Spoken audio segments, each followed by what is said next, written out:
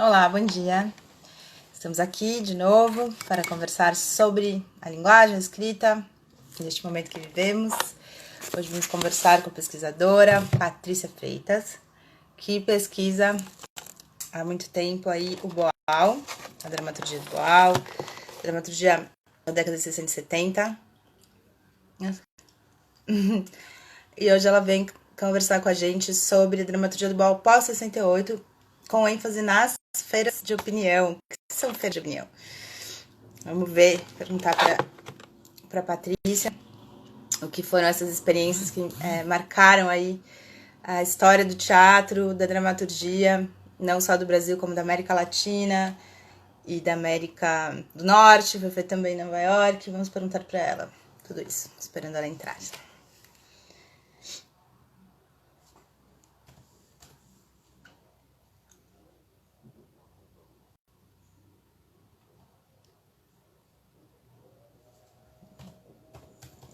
Vamos avisá-la.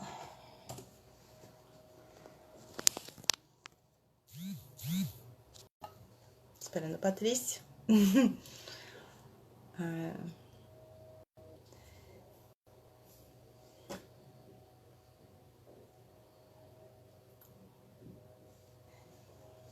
Esse é acho que é um assunto ainda a ser pesquisado. Ela começou a fazer essa pesquisa já faz um tempo. Entrou a Patrícia.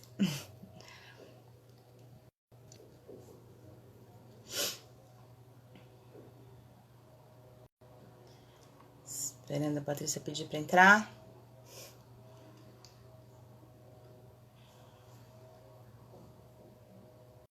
Não vai entrar pelo notebook, Patrícia, não entra. Tem que ser pelo celular. Te falei. Não entra pelo notebook.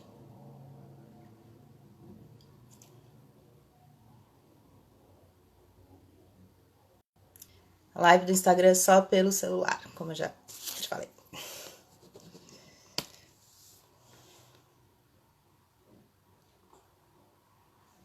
Isso.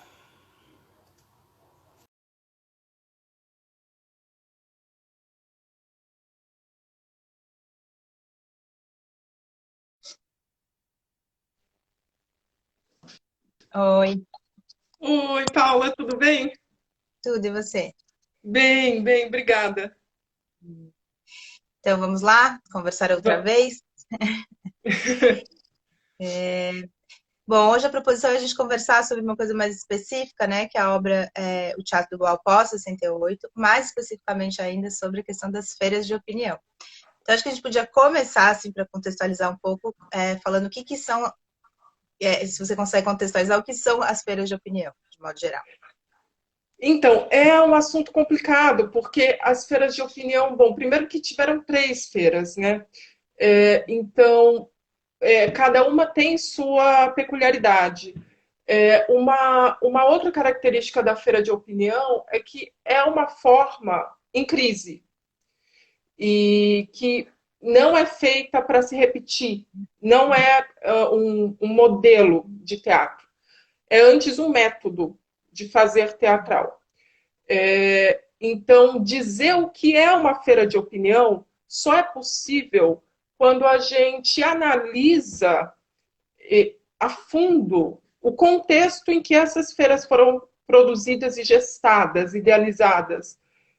E também as encenações. Né? Então, não só todo o processo de idealização das feiras pelo Boal, que as três foram idealizadas por ele, enfim, os artistas foram convidados também mediante o engajamento do Boal no meio artístico da época, mas não só isso, mas também o próprio ato teatral.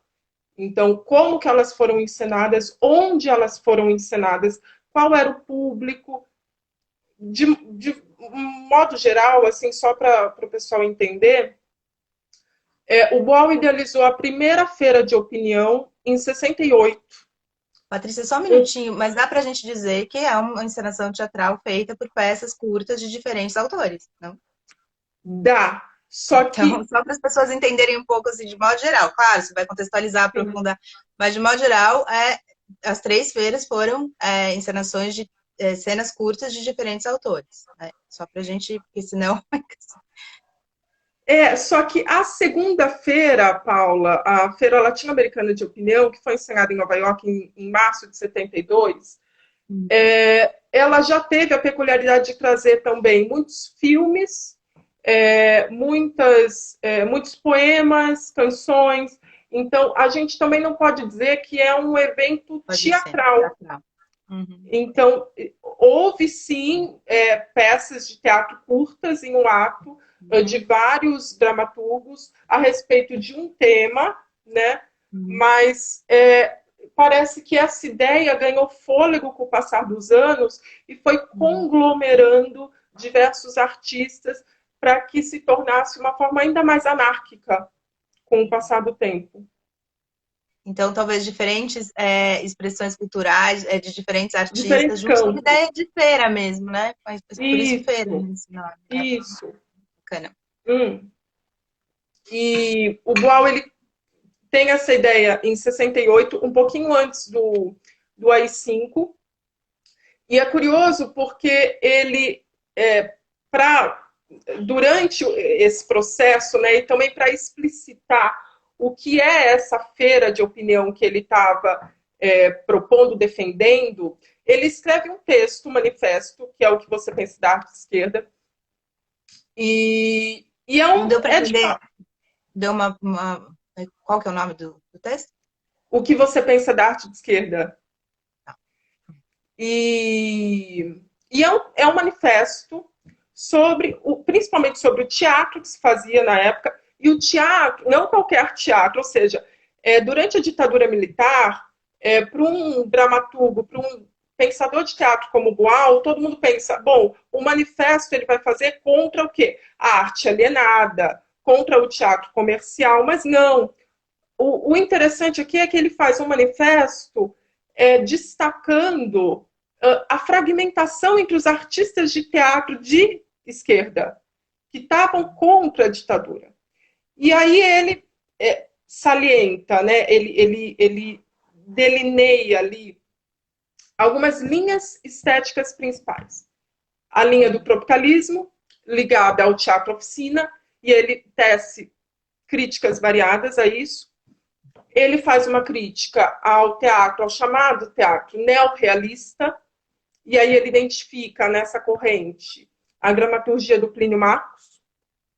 Não só do Plínio Marcos, ele também está falando de um teatro que o Arena já tinha feito, né? Que é aquele teatro mais vinculado à ideia de um naturalismo cênico, enfim, que também é super problemático. Mas naquela época ele fez uma crítica, e é um texto muito bom. E ele vai salientar pontos negativos ao se fazer um teatro dito neorrealista em 68. E ele aponta a dramaturgia do Plínio Marcos. E a terceira linha que ele vai destacar é o motivo, e cujo exemplo maior são os musicais do Arena Conta e também o Show Opinião. Por quê? Porque o teatro exortativo naquela época não fazia mais sentido, porque era destinado a um público pagante, e o final daquelas peças sempre dizia que vamos fazer a revolução. Mas o público era burguês. E tínhamos acabado de passar por uma ditadura militar, acabado de passar por um golpe militar. Cujo principal responsável tinha sido justamente essa política de alianças, né, com a burguesia nacional. Então, ele não deixou pedra sobre pedra, né? Não sobrou ninguém. Exato. E aí, nesse texto, manifesto, ele diz o seguinte: bom, já que não vale mais exortar o público, porque o público é burguês, e a gente não tem mais a possibilidade de debater, de dialogar com um público trabalhador, seja urbano, seja rural. Também não podemos ser tropicalistas ou neorromânticos, como o Teatro Oficina. Isso é a visão do Boal, não é a minha. É. E também não podemos ser neorrealistas, como o Plínio Marcos. O que sobra? E aí o Boal diz, olha, o que sobra não é possível um dramaturgo dizer.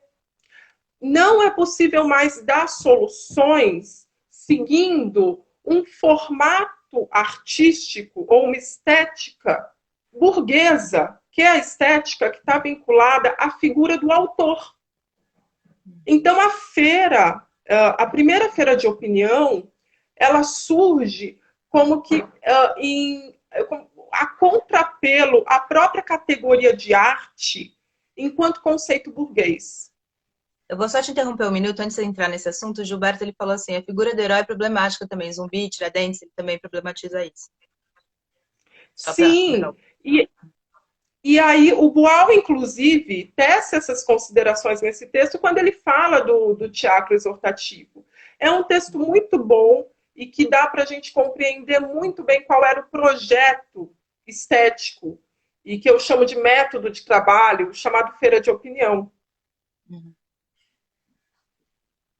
E aí, respondendo agora a sua pergunta, desculpa fazer esse meandro. Uhum.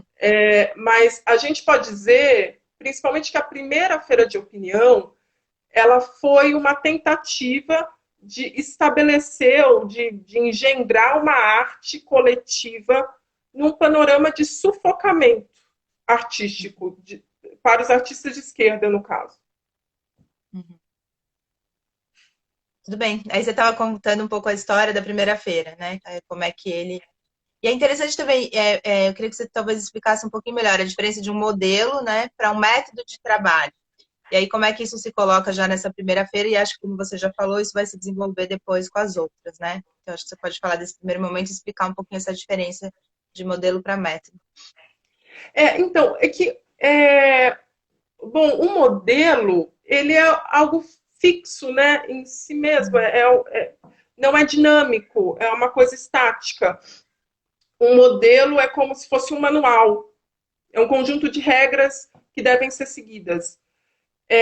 A questão do método, para mim, é importante, porque, bom, você sabe muito bem disso. A gente que estuda Boal, a gente se depara sempre com métodos, com tentativas de sistematização do fazer teatral.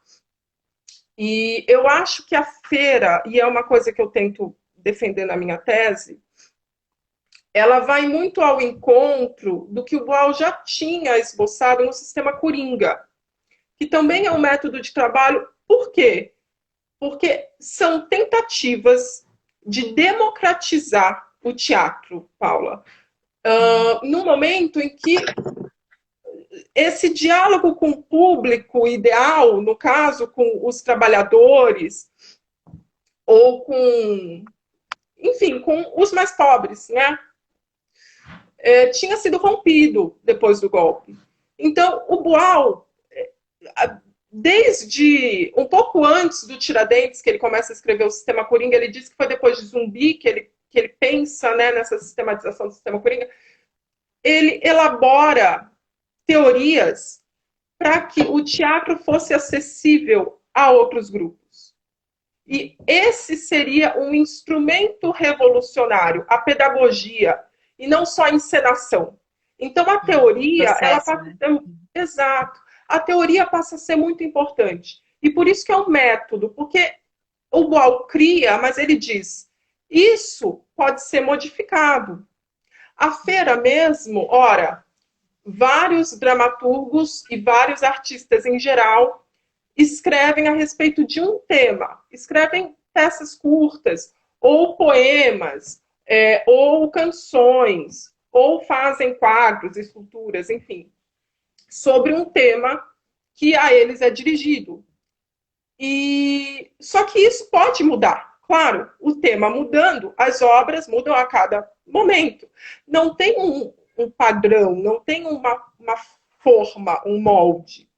Por isso, método é um conceito mais dialético, eu acho que é mais correto para se pensar o trabalho do Boal. Entendi. Então, antes de eu começar a falar da feira, eu vou pôr outra questão aqui do Gilberto, que perguntou como é que estava a leitura do Brecht para o grupo nesse momento. Se já, ele falou que em 58 foi a primeira montagem e tal. E em 68, na feira, o Brecht, ele entra como um modelo, ou como, enfim, como um autor que ele se mira, enfim, como é que estava ele nesse momento?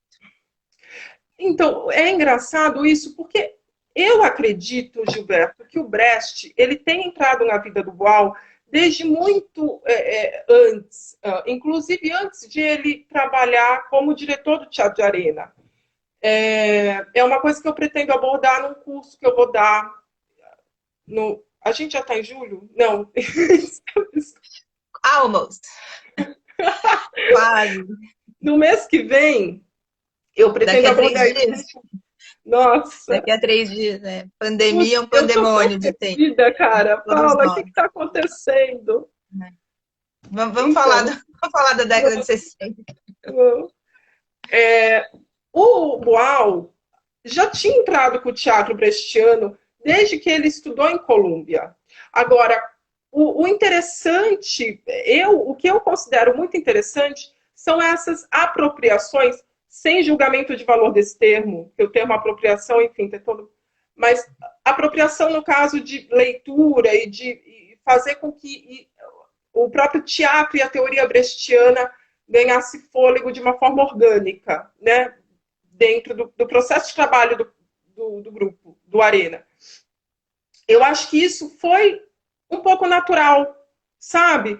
As discussões, inclusive as discussões sobre teatro brasileiro, sobre uma dramaturgia que dissesse mais respeito aos nossos problemas, tudo isso se aliou a um conhecimento que o Boal tinha de Brecht, mediado pelos professores norte-americanos, talvez, para criar um caldo cultural muito específico e eu acredito que muito rico.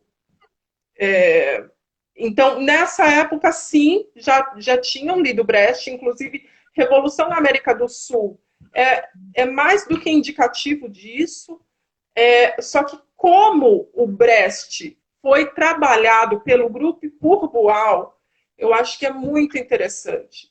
E o exemplo da feira é também um modo de reconhecer que o próprio ato de representar as coisas já estava em crise e estava sendo posto em xeque. Isso sem dúvida. Bacana.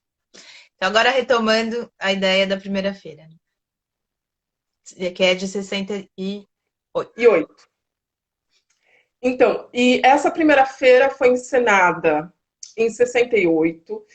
E o que chama bastante atenção também, além de toda essa teoria que foi construída, e também além do caráter anárquico dessa forma, foi justamente a encenação, porque a encenação estava prevista para acontecer em 6 de junho de 68.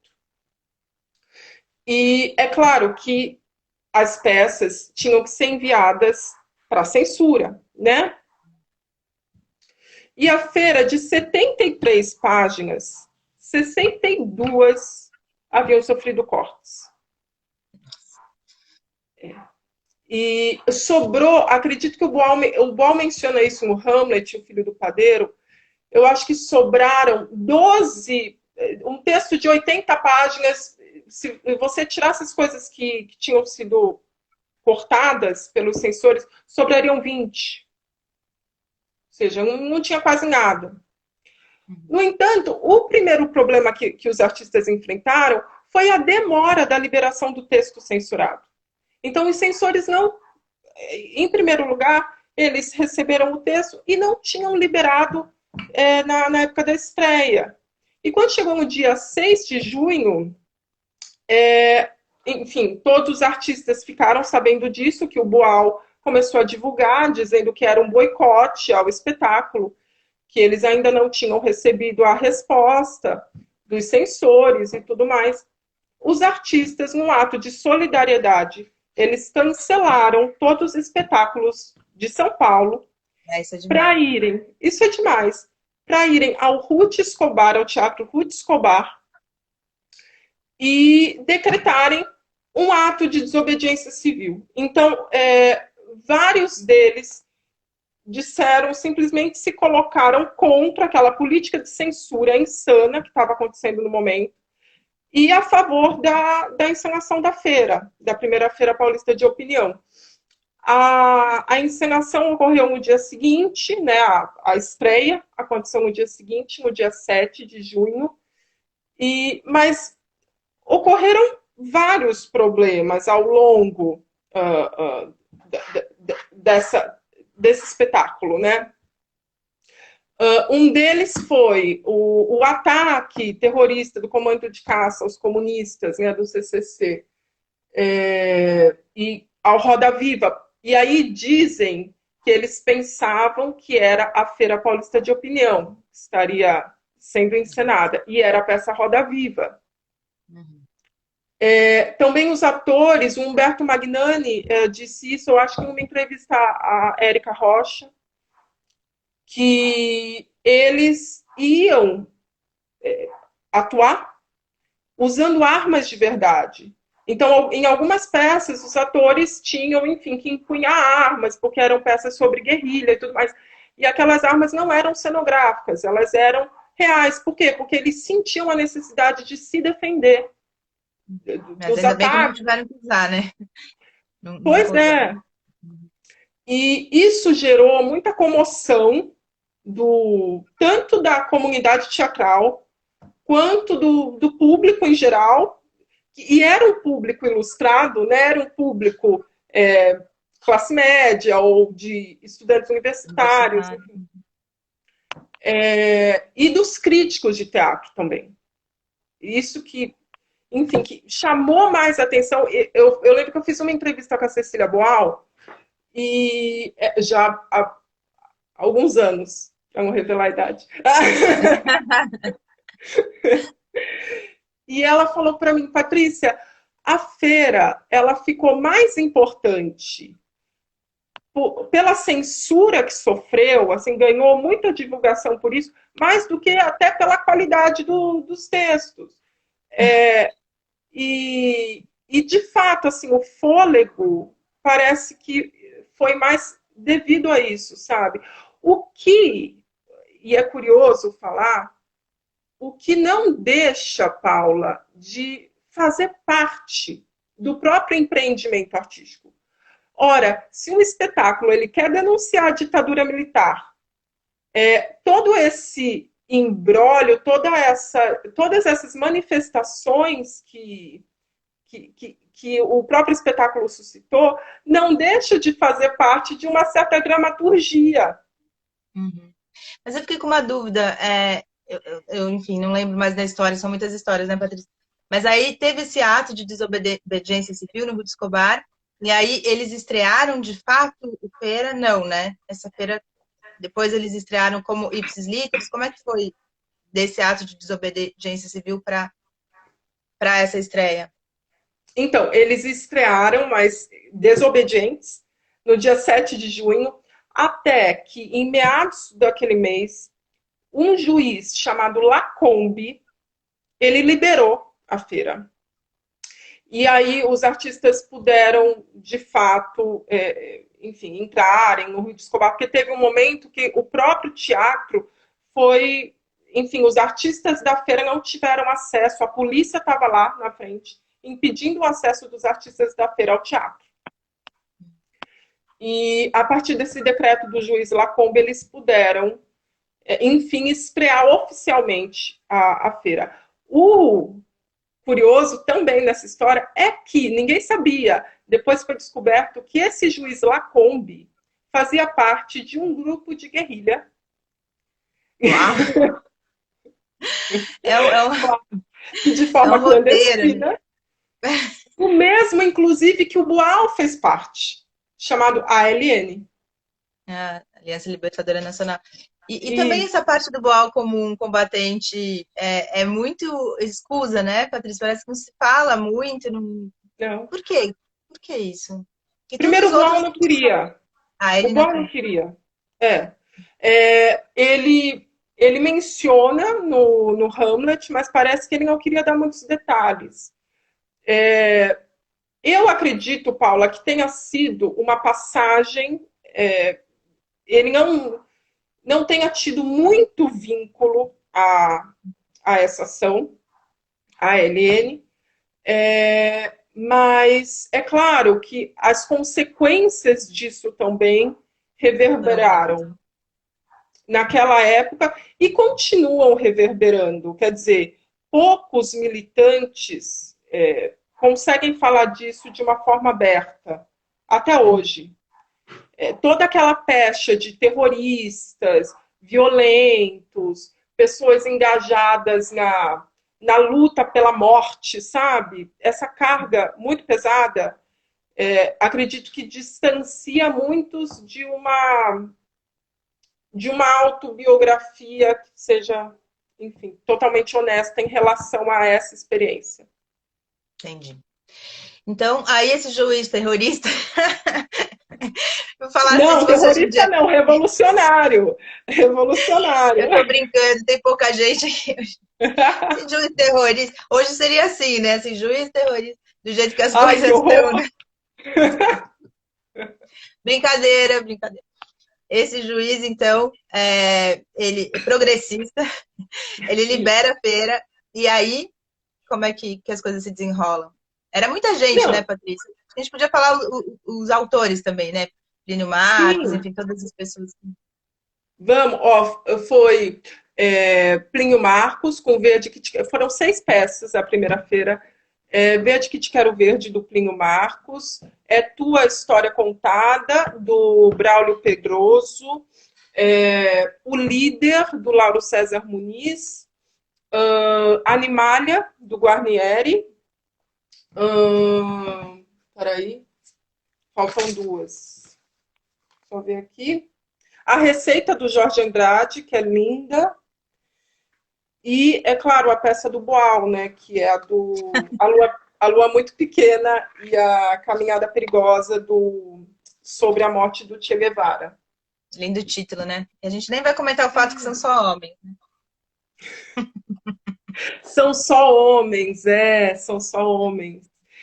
É engraçado isso, né? Era difícil ver uma aproximação da esquerda naquela época com os movimentos ditos por alguns como identitários, assim, tanto Não o existe. feminismo quanto a luta, enfim, gay, tinha algumas limitações, mas acredito que a gente precisa historicizar, né? Claro, não, eu falei, a gente nem vai comentar, né? Mas é só que hoje em dia você olha e fala, caramba. Uhum. Pois é. Bom, e aí? Ah, Aí, então, aí foi instado, aí foi maravilhoso. Uma coisa também, partindo da estética, né, da análise mais estética da feira, é que o espetáculo começa com um ator entregando para a plateia um saco plástico com uma bebida vermelha. E no saco tinha um X. E ele dizia que era para a plateia beber aquele líquido. E é muito interessante, porque isso flerta tanto, eu acho, que com a experiência da oficina, com o próprio né? ataque, a classe média, sabe? Aquele líquido que parece sangue, aquela plateia que não pode mais ficar omissa, que não pode ser passiva às mortes, às torturas. E depois também dessa performance, ou seja, não tinha peça, tinha só esse ato, como colocar em palavras a tortura que estava ocorrendo e tudo mais. Depois disso, teve a encenação da peça do Braulio Pedroso, que é uma peça super problemática. E o título já diz, tua história contada. E fala de um capitalista que vai assinar um contrato milionário e ele fica tão excitado com essa assinatura que ele começa a desenvolver espinhas purulentas, sabe? É nojento. E a peça termina, assim, ele todo cheio de pus, consumido pelas espinhas. Ele diz, eu tô fedendo, eu vou tomar um banho. E ele entra numa banheira e aquele pus sai, começam a sair vermes também. E é essa a atmosfera da peça. E aí, quando você intitula uma peça assim, com É Tua História Contada, é uma posição de ataque à plateia que também a gente pode pensar na própria forma feira enquanto uma certa mercadoria.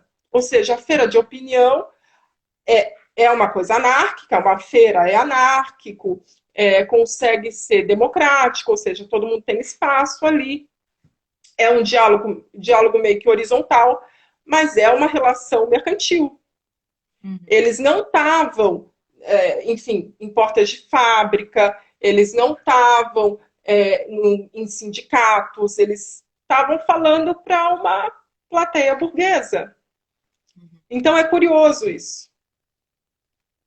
E aí, bom, depois dessa encenação, eles ficaram quanto tempo? Como é que foi a história dessa primeira montagem? Como é que faz esse salto para a segunda, que só vai se dar 4 anos depois, né, em 72?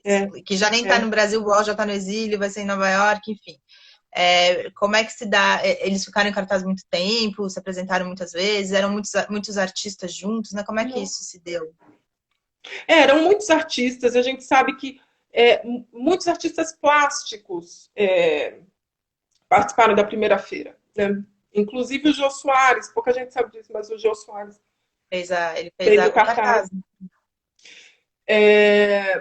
Ficou um tempo considerável, depois foi até para o... Na verdade, quando estava todo esse processo da censura, eles foram para o Teatro de Alumínio, em Santo André. E, enfim, foram para o Rio também. Depois disso, Paula, o Boal continuou com seus projetos. E ele tinha a vontade de fazer outras feiras. E ele coloca isso já no... Quando a feira é estreada, ele coloca no programa, ele fala as feiras futuras serão.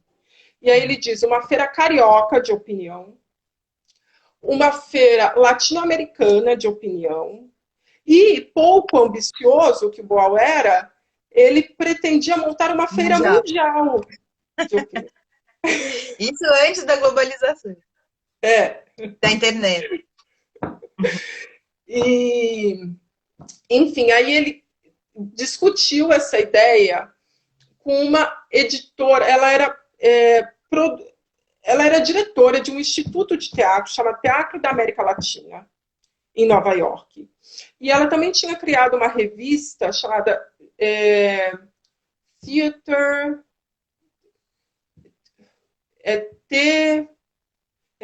of Latin America, se eu não me engano, que era Joanne Potritzer, uma nova-iorquina muito interessada em teatro, muito interessada em teatro latino-americano, e que era muito amiga do Richard Schechner, editor da The Drama Review.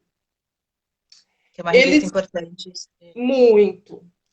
E aí, eles vêm ao Brasil, a Joanne e o Richard Schechner, eles vêm ao Brasil porque ia ter um número dessa revista The Drama Review dedicado ao teatro latino-americano. E eles queriam conhecer mais teatro brasileiro.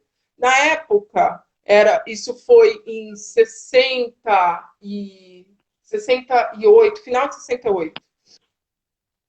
Na época era o Arena, que fazia muito sucesso e que todo mundo falou para eles, olha, vocês precisam conhecer o trabalho do Teatro de Arena.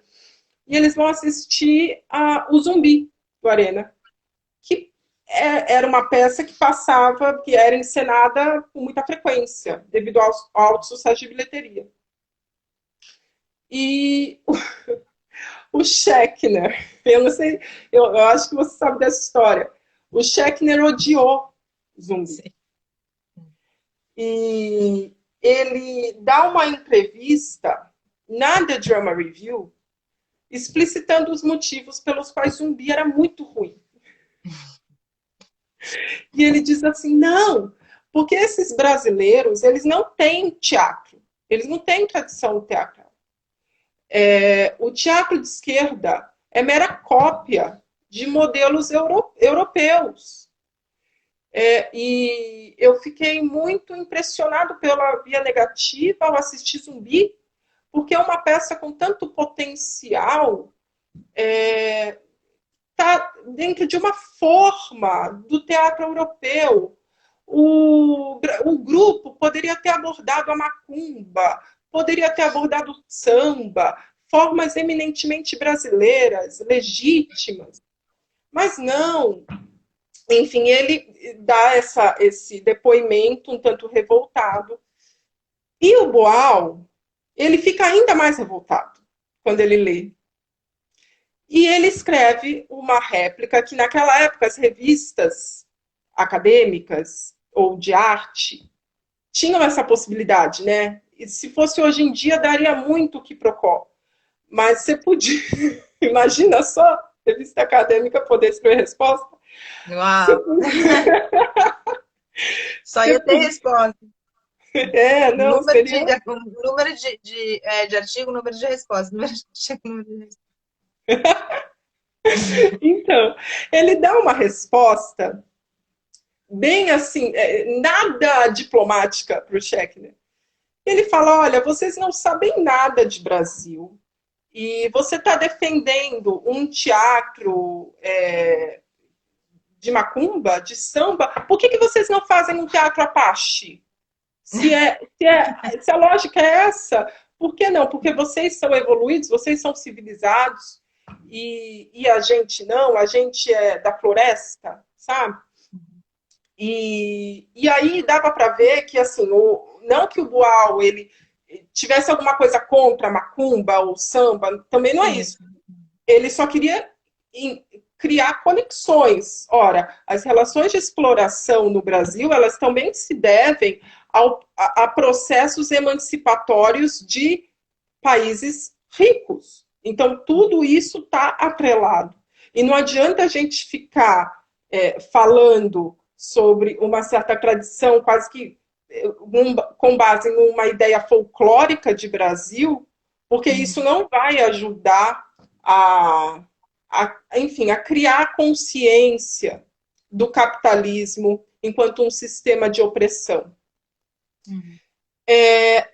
Depois desse quiprocó, o Schechner e a Joanne Potwitzer se desculparam.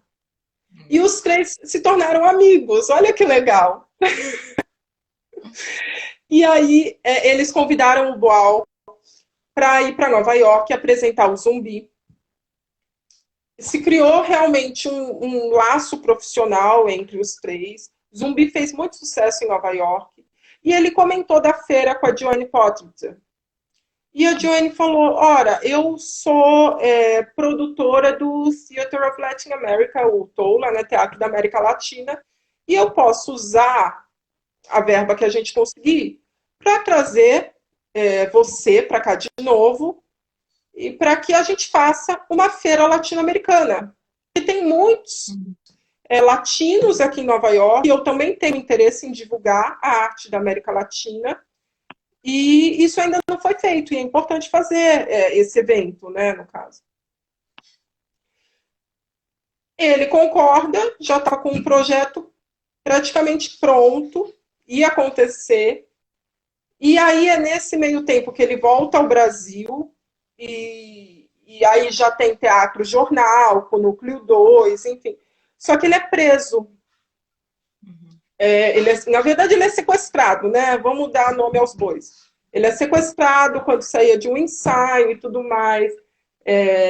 E depois de alguns meses, vai para o presídio Tiradentes, fica lá com ele em Guariba, inclusive, e tal.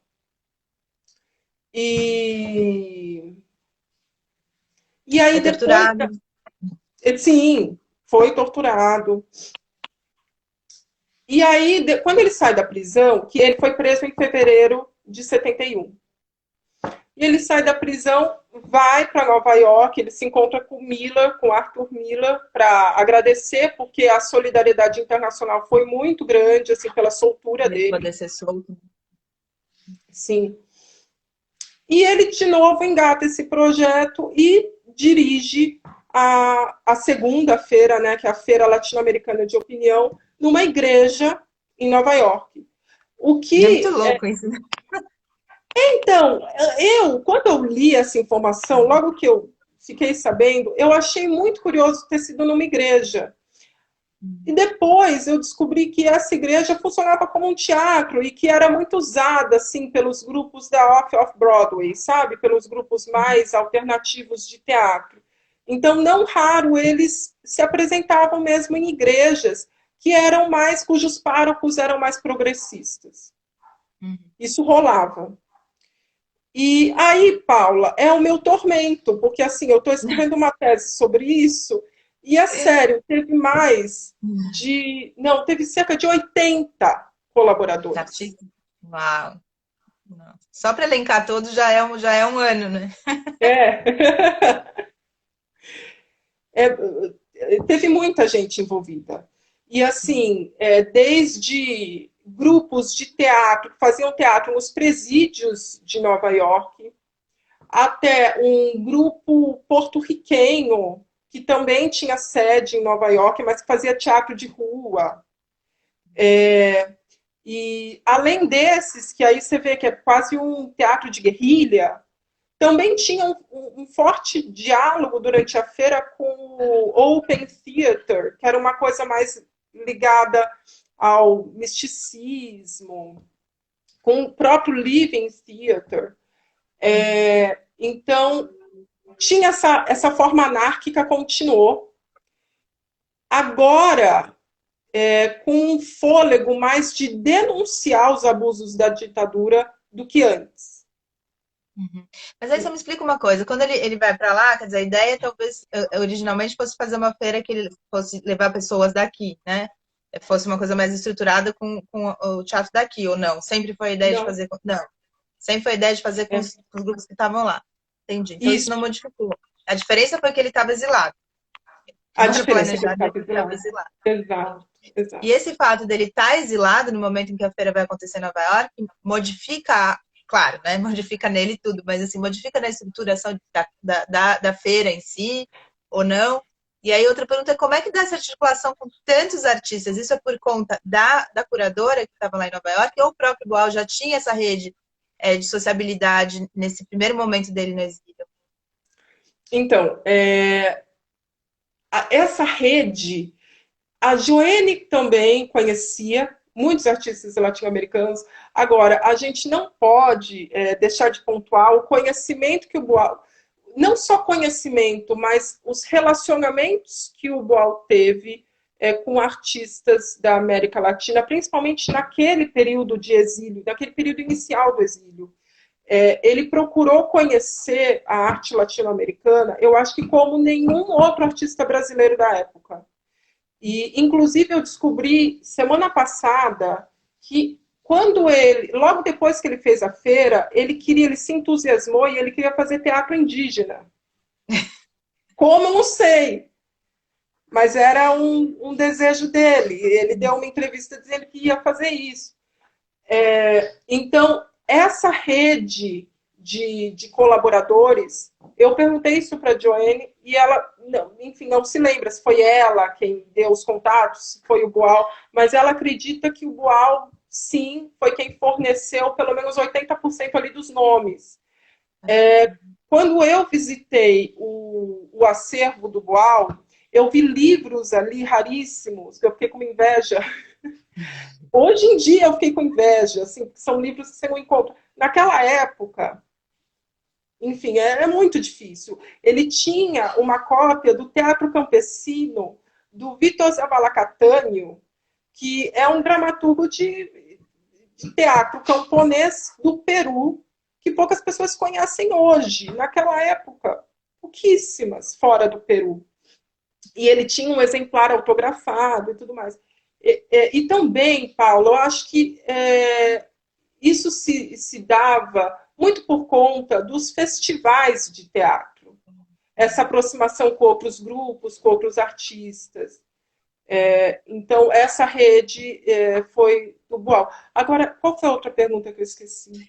Tem a questão dele estar no exílio, porque a ideia, originalmente ele não estaria exilado, né? Quando seria essa segunda-feira lá em Nova York. Se isso modifica algo, não só internamente, mas se isso modificar algo estruturalmente, enfim, se dá para aferir algo sobre isso.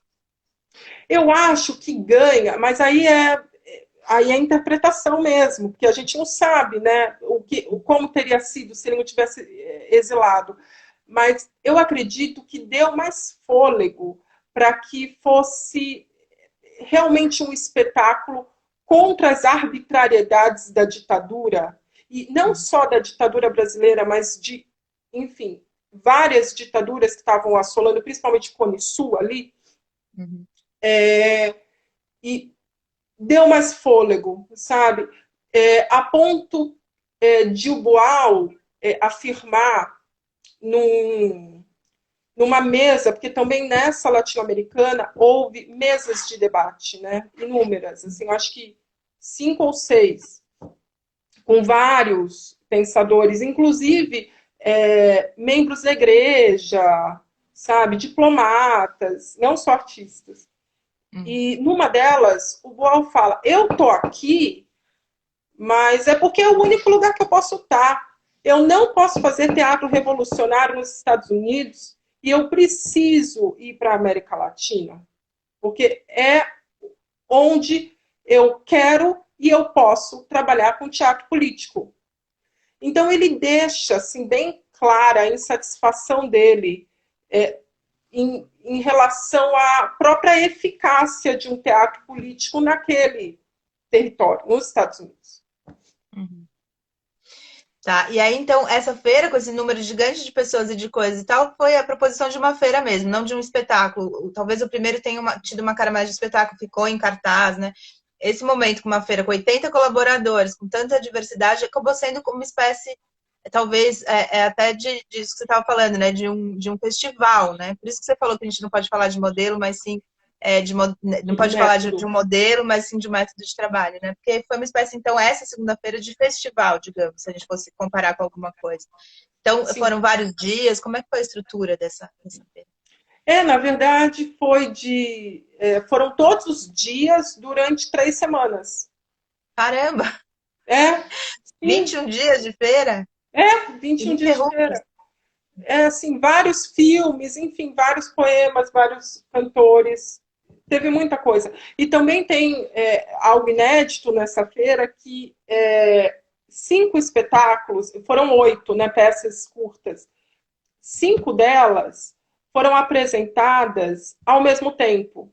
Então, no primeiro andar da igreja, essas peças eram encenadas concomitantemente, e aí o público meio que fazia esse fio narrativo, né? Escolhia quando assistir qual peça. O que também já deixa a gente perceber a influência de um teatro experimental norte-americano da época, que era o chamado Environmental Theater do Richard Schechner. O Richard Schechner estava teorizando. E quem deu essa ideia de várias encenações ao mesmo tempo foi a Joanne, que era amiga do Schechner. Então, parece que as ideias ali estéticas estavam também numa espécie de caldo fervoroso. Uhum. E aí, enfim, o que que deu tudo isso, né? O que que gerou esse monte de coisas, esse monte de gente do mundo todo, né? Porque tinha gente de todo mundo, não só da América Latina, né? O que que deu isso? Qual foi a reverberação? Isso chegou aqui, né? Na ditadura, o fato do Boal ser essa figura de proa aí mundial do teatro, tá exilado, como é que isso reverberou? Então, quando o Boal principalmente nesses primeiros anos de exílio, saiu pouca coisa do Boal aqui no Brasil, né? Eu acho que os próprios aparatos de censura, de repressão, meio que blindavam isso. Que se comentasse muito a respeito do trabalho que ele estivesse fazendo. Uma coisa que é sabida é que as autoridades brasileiras nos Estados Unidos tentaram barrar a Feira Latino-Americana de Opinião, Lá? principalmente lá. Ai, Deus. Plano Condor. O negócio é Não. louco. E principalmente o prólogo de Torquemada, que era encenado logo no início. Tinha uma Torquemada é uma peça canção, do Boal.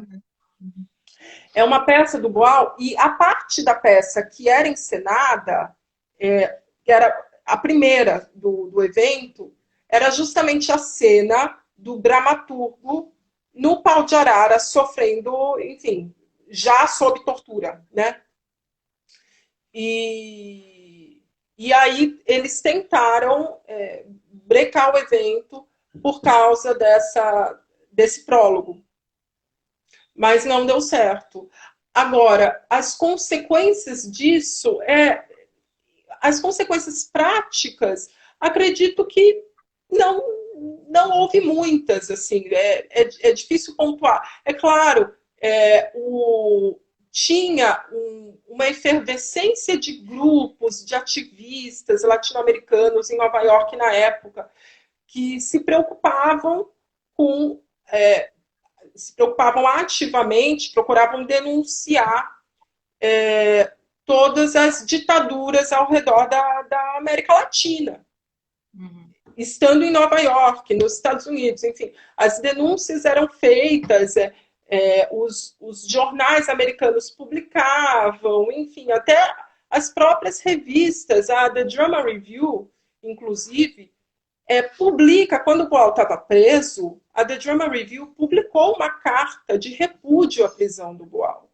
Então tinha essa solidariedade muito grande. Se a feira ajudou ou não, é difícil, porque essas coisas não são Palpáveis, né? Não exato, são não é um processo tão mecânico assim de você ver lá estampado, olha, a feira proporcionou uma manifestação em tal lugar. Acho que a que teve aqui no Brasil, a gente pôde acompanhar, ela reverberou mais por causa do processo da censura, de forma que a gente visse todo o ativismo que já estava ali no próprio cerne de composição da Feira de Opinião, a gente viu esse ativismo fora da sala de espetáculo no Brasil. Mas a de Nova York fica mais difícil porque estava, enfim, no meio de toda essa ebulição. Patrícia, você sabe que são 3 feiras, né? A gente falou de 2 e falta 8 minutos para terminar essa conversa. Haja assunto, né? Também hoje veio, acho que é domingo, tá friozinho, veio menos gente, as pessoas acho que vão ver depois, então teve menos perguntas e a gente vai falando.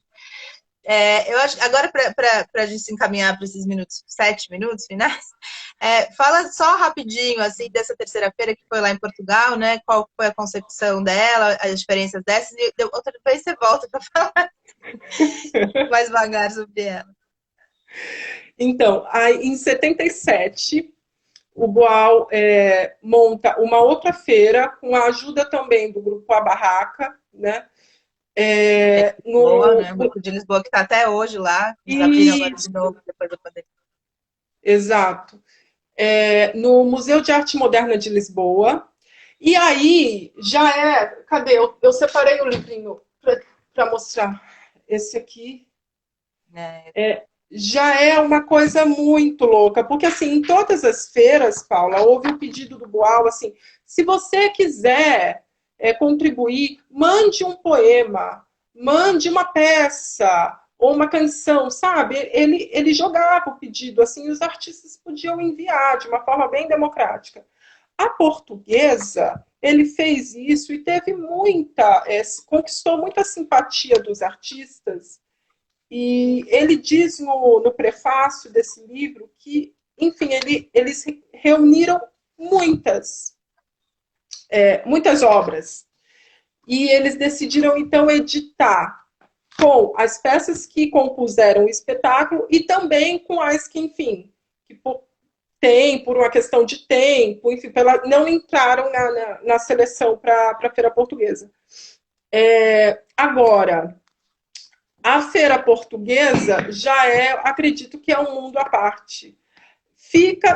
Pertence a esse mesmo método de trabalho, de uma feira, de uma composição coletiva, mas como ela foi gestada e como ela reverberou, acredito que a gente precise muito ir para os arquivos ainda e descobrir essas coisas, porque são coisas muito novas e que precisam de muitos pesquisadores para fazer esse Mas que trabalho, que bom é que você está fascinante. fazendo, né? A Daphne falou que é incrível ouvir sobre essas feiras. A gente não vai ter tempo de falar da terceira feira, que é muita coisa.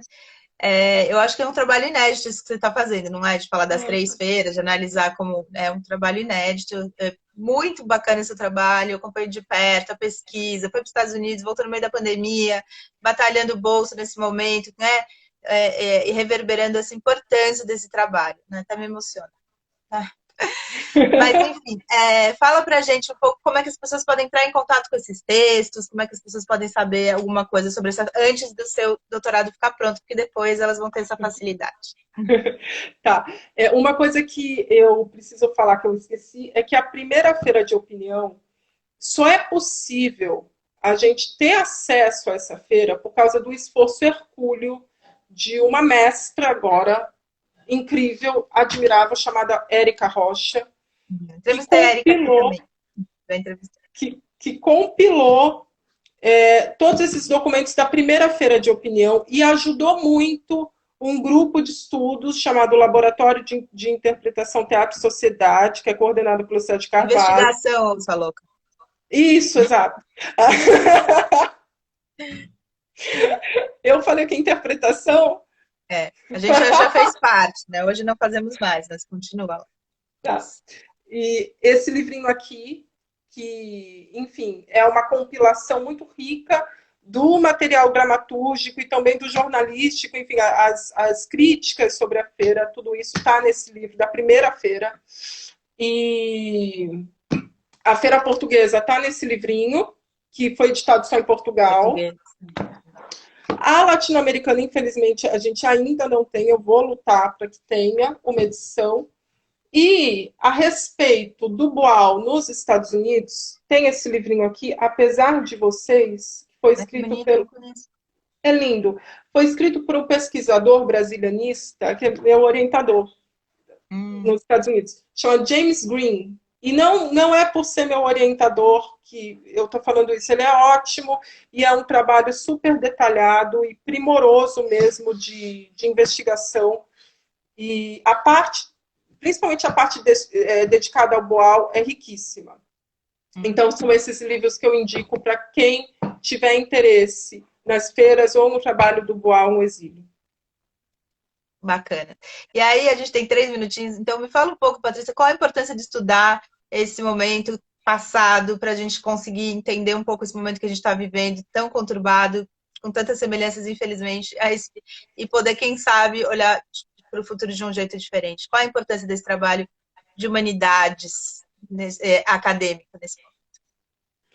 Eu acredito, Paula, que o presente ele não se constrói como um bloco. Assim, a gente sempre precisa ver a história como algo dinâmico, né? E não como o Michel Levy, quando ele vai falar sobre Walter Benjamin, ele diz que o ato revolucionário é o ato de romper com os trilhos de aço do bonde da história. Acredito que é isso. Não sei se estou citando certo. E eu acho muito bonito, porque você romper. Quando você estuda criticamente um período histórico, ou até uma obra de arte, que, como o Adorno já dizia, é conteúdo social sedimentado. É a sociedade que está ali posta na forma de uma obra de arte. Quando você estuda isso, a história deixa de ser algo teleológico. O que eu quero dizer? Deixa de ser uma coisa cujo fim já está previsto. Sabe? Essa ideia do progresso como estamos indo rumo ao sucesso, a uma escalada sem alternativas. Isso, quando a gente aprende a olhar historicamente as coisas, a gente percebe que sempre há alternativas.